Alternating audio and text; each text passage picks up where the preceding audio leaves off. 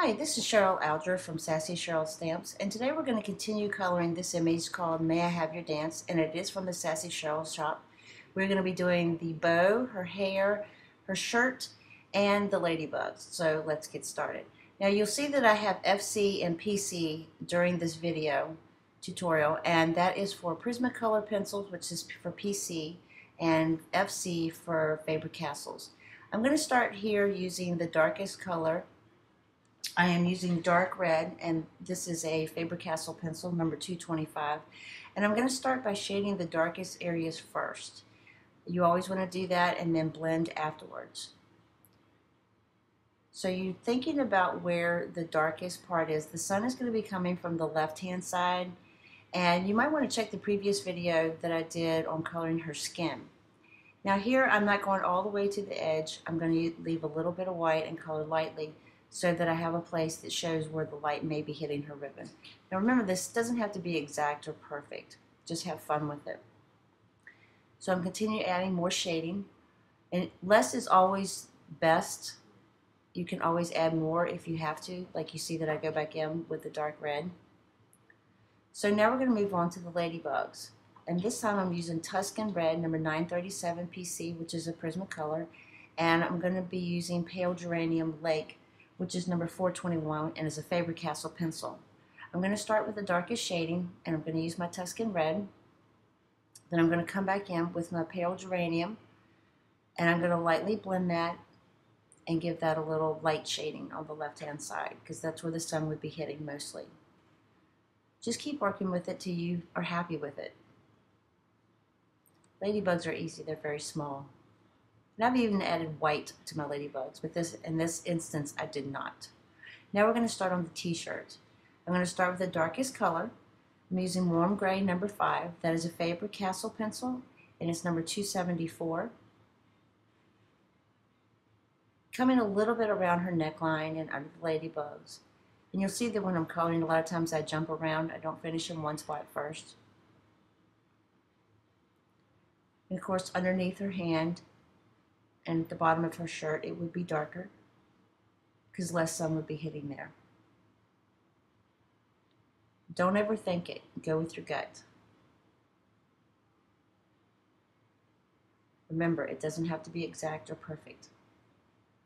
Pretend like no one else is going to see this but you. I guarantee you're going to make yourself happier coloring if you're not thinking about what other people are going to think when you show it to them. Now I'm still not going too dark because you can always add more later if you want to or need to. Faber-Castel pencils and Prismacolor pencils are great because you can erase them even after you put them down and blend them. You can't get it completely off. But I like to start with less and then build it up. So then after that I'm going to come in with my Warm Gray number 3, 272, which is also Faber-Castel. People have asked me about the Faber-Castel pencils versus the Prismacolors. I prefer the Faber-Castels because they seem to blend a lot better together. You don't get quite as much waxy built up, is what I call it. It's not as shiny. And sometimes when I do t-shirts, I don't even hardly blend at all. It's more of a rough stroke. And just put the shading where you think it would go. And just lightly blend it and extend the shadow. Then I'm finally going to come in with Blue Slate. And this is a Faber-Castel pencil, and a Prismacolor pencil. And if I'm not mistaken, there is a Blue Slate in the Faber-Castel. This was what I grabbed. And I'm just going to add a little bit more shading and blend it. And I've also used Ginger Root in the Prismacolors to also do this, but since her hair is going to be more of a golden color, I chose the blue, so it didn't look like she had a yellow t-shirt to match her hair, if that makes sense. And now the hair. Anybody who knows me knows that I hate coloring hair. It's not my favorite thing to do, but it has to be done. So I'm going to start out with the darkest shading first, and I'm using Bistre, I think is how you pronounce it, B-I-S-T-R-E, which it'll come up here on the screen, or it did come up on the screen, and it's number 179, and it is a Faber-Castel pencil. And I'm lightly going in, start out light. You can always add more if you need to. And it's also easy to correct your mistakes. And please remember, I do have people email me and tell me they love the way that I color. Trial and error. You just have to keep playing with it till you get it to where you like it. And by all means, I am not perfect, as you can well see. I just color how I think that it's supposed to look. Then I'm going to come in with a little lighter shading with sand. That's a Prismacolor number 940. And again, I'm doing very lightly.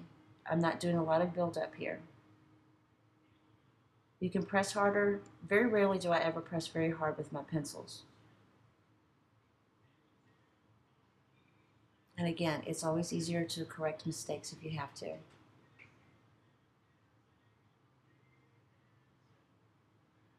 So just keep adding the sand until you get it to where you like. And then I'm going to come in with a medium shading. And I'm going to be using Goldenrod. And this is a Prismacolor pencil, number 1034. Blending just a little bit and adding some darker areas, but not too dark. And I use a lot of stroking with these, with the pencils, or some people call it feathering. Gives her more of a strand look for her hair. Just a little bit on her crown and come around to the side of her face. And then I'm going to go back in and lightly blend with the Beaster, number 179, just to give her a little darker shading.